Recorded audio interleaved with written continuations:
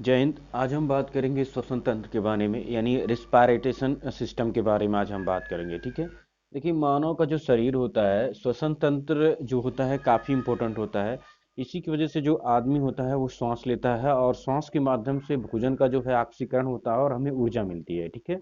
साथ में जो है फेफड़ा जो होता है रक्त का आपका शुद्धिकरण भी करता है, क्योंकि रक्त रक्त में जो हीमोग्लोबिन मिलाने का कार्य करता है, यानी जो ऑक्सीजन मिलती है वो फेफड़ा ही मिलाता है। ठीक है। तो इसके बारे में आज हम ए टू जेड के बारे में समझेंगे कि आखिर ये होता क्या है। इसके बारे में मैं आप सभी को बता देता हूं कि अगर आप हमारे चैनल पे नए हैं तो हमारे चैनल को जरूर सब्सक्राइब कीजिएगा। इस तरह की कई सारी वीडियो जो नॉलेजेबल वीडियो हैं, जो आपके कोर्स से रिलेटेड सब्जेक्ट हैं, उस तरह की सारी वीडियोस आपको इस चैनल पे प्राप्त होती रहेंगी। और आगे जो है इस चैनल को सब्सक्राइब कीजिए और हमारी वीडियो अगर अच्छी लगती है तो वीडियो को जरूर शेयर कीजिएगा। ठीक है। तो देखिए, श्वसन तंत्र के बारे में हम जानते हैं, यानी रिस्पायरेशन सिस्टम के बारे में, इसके बारे में हम आपको बताते हैं। ठीक है। तो पहले हम बात कर लेते हैं श्वसन क्या होता है। तो श्वसन प्रक्रिया के अंतर्गत वायु ग्रहण कर भोजन का ऑक्सीकरण होता है। ठीक है। जैसे जब श्वसन प्रक्रिया होती है तो उसमें वायु का जो है ग्रहण कर लिया जाता है, साथ में जो भोजन आप करते हैं उसका ऑक्सीकरण करके हमें ऊर्जा प्राप्त किया जाता है। ठीक है। हमें ऊर्जा मिलती है किसी कार्य को करने के लिए, देन वही आपकी ऊर्जा का एक प्रोसेस बनता है। इसके बाद मानव श्वसन तंत्र क्या होता है, इसके बारे में आपको हम बता देते हैं। मानव श्वसन तंत्र जो होता है ऑक्सीजन की उपस्थिति में पूरा होता है। ऑक्सीजन वायुमंडल का लगभग 21% जो है भाग होता है, ऑक्सीजन पाया जाता है, जिसमें 78% जो है आपका नाइट्रोजन पाया जाता है। तो इसमें जो ऑक्सीजन होता है, ऑक्सीजन को हम ग्रहण करते हैं और उसी के माध्यम से भोजन का ऑक्सीकरण होता है और हम उससे देन में क्या मिलती है, उसकी एनर्जी प्राप्त होती है। ठीक है। तो ये मानव का श्वसन रंग करता है, जिसमें सबसे इंपॉर्टेंट की हम बात करते हैं, इसमें कई सारे अंग पाए जाते हैं, जैसे नाक हो गया आपका, लंग्स हो गए आपके, श्वसन नलिकाएं हो गई। तो ये सारे कई सारे अंग होते हैं। तो इन अंगों के बारे में अब हम डिस्कस करते हैं। तो पहले अंग की बात करते हैं हम लोग, नाक। श्वसन मानव अंग के बारे में बात करते हैं तो फर्स्ट ऑफ ऑल आता है नाक। नाक आपका जो है एक प्राइमरी अंग होता है श्वसन नलिका के, यानी श्वसन तंत्र का सबसे इंपॉर्टेंट भाग जो होता है नाक होता है। नाक के माध्यम से क्या करते हैं, हम लोग सांस लेते हैं। इसका कार्य देखिए, वायु को श्वसन नलिका तक पहुंचाना होता है। इसका जो कार्य होता है, वायु को श्वसन नलिका तक पहुंचाने का कार्य होता है। अब पार्ट ऑफ नोज जान लेते हैं कि जो नाक होते हैं ये कितने, इसमें क्या क्या होते हैं, ये किस भाग में जो है बटे होते हैं। तो वेस्टिबुल होता है यह नाक का अग्रभाग होता है, इसमें बाल पाए जाते हैं। ठीक है। वेस्टिबुल किसे कहते हैं, ये जो आपका नाक होता है इसका अग्रभाग ही होता है, इसके अंदर बाल पाए जाते हैं। वो बाल इसलिए पाए जाते हैं क्योंकि जब आप सांस लेते हैं तो वायुमंडल में बहुत सारे जो है धूल कण भी होते हैं। तो बाल क्या करता है, वो धूल कणों को छान देता है, जिसकी वजह से आपको स्वच्छ हवा जो है आपके शरीर में प्रवेश करती है। इसके बाद होता है ऑल्फैक्टरी रीजन बोलते हैं, जिसके धात्र क्षेत्र बोलते हैं। यह मस्तिष्क से जुड़ा होता है और गंध का महसूस कराता है। ठीक है। ऑल्फैक्टरी रीजन क्या होता है, देखिए इसके जस्ट ऊपर आप जाएंगे तो आपको जो है ऑल्फैक्टरी रीजन मिलता है, जो कि आपको गंध का जो है अनुभव कराता है। ठीक है। ये आपके मस्तिष्क से जुड़ा रहता है कि जब भी आप कोई सांस लेते हैं तो मान लीजिए कोई दुर्गंध चीज आती है, तो आपको अगर दुर्गंध महसूस होता है तो डायरेक्ट वो आपके मस्तिष्क को बताता है कि यहाँ पे जो है दुर्गंध आ रही है और आप इस चीज को मत ग्रहण कीजिए। साथ में जो है अगर कोई सुगंधित चीज आती है तो वो भी ये बताता है। तो हर तरह के चीजों को ये बताता है। और जब आपको जुकाम होता है तो यही चीज जो है प्रभावित होती है। जुकाम जो होता है आपका, तो आपको ऐसा पता चलता है किसी गंध का ना अनुभव होना। ठीक है। जैसे कोरोना काल में बहुत लोगों की जो है सूंघने की जो क्षमता थी वो चली जाती थी। तो श्वसन जो है कोरोना या जो है जुकाम के समय यही जो अंग होता है ये प्रभावित कर देता है, जिसकी वजह से आपको गंध का अनुभव नहीं होता है। ठीक है। अगली बात करते हैं हम लोग श्वसन क्षेत्र के, यानी रिस्पायरेटरी सिस्टम के बारे में बात करते हैं। यह निचला भाग होता है। ठीक है।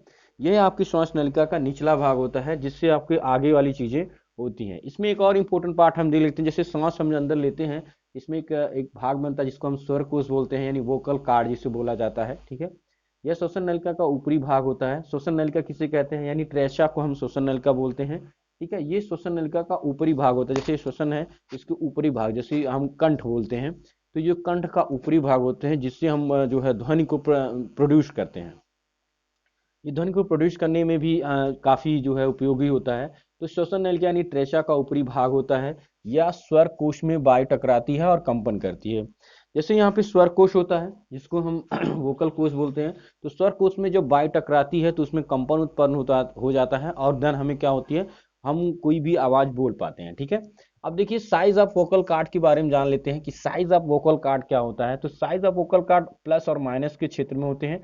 अगर इसका पिच जो है लो होती है, यानी तारकत्व तो अगर इसका कम होता है, तो यहाँ पे आवाज जो होती है मोटी आती है। ठीक है, आवाज जो है आपकी मोटी आएगी। अगर तारकत्व तो आपकी साइज जो है माइनस में हो गया, यानी पिच हाई होगी, तो आवाज जो है पतली आएगी। तारकत्व तो अगर जो आपका ज्यादा होता है, तो आपका क्या होगा? ये आवाज जो है पतली आती है। ठीक है, तो मेल में जो होता है 20 mm का होता है, जिसकी वजह से जो है ये मोटी आवाज आती है। ठीक है, और फीमेल में 5 mm से भी कम होता है, जिसकी वजह से क्या होता है, ये आवाज पतली आती है। ठीक है, अब हम बात करते हैं श्वास नलिका के बारे में। देखिए ये था, यहाँ से हमने पूरी तरह से इसको बात कर लिया था। ये आपकी मेन नाक हो गई, और यहाँ से जो है आपका ये ब्रेन से जुड़ा रहता है।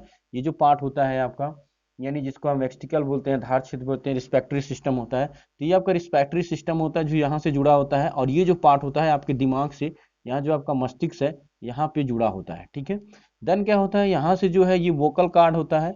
वोकल कार्ड की वजह से जो कुंडली नुमा है आपका वोकल कार्ड है, और इसी के बीच में आपका ट्रेचा यानी श्वसन नलिका जुड़ी रहती है। और ये ब्रोनिकी होता है। ब्रोनिकी जो कि श्वसन नलिका होती है। तो ब्रोनिकी आपकी दो प्रकार की होती है, अब इसको मैं बताऊंगा। आगे हम बात करते हैं श्वसन नली के बारे में, जिसको हम ट्रेचा बोलते हैं। तो इसका कार्य फेफड़ों तक वायु का पहुंचाना होता है। ठीक है, जैसे आपकी जो श्वसन नलिका है, ये जो आपका श्वास है, यहाँ से जो है ये फेफड़ों से जुड़ा रहता है। यहाँ पे कुछ नलिकाएं होती हैं।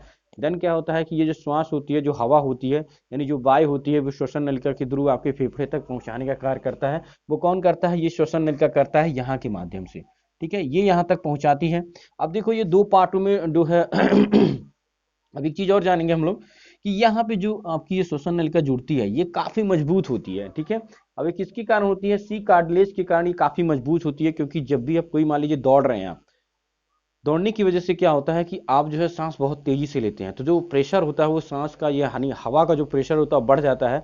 तो कभी कभी जो जिनका कमजोर होता है, तो कभी कभी प्रॉब्लम हो जाती है। तो ये श्वसन नलिका जो होती है काफी मजबूत होती है। वो किसके कारण होती है? सी कार्लेज के कारण काफी मजबूत होती है।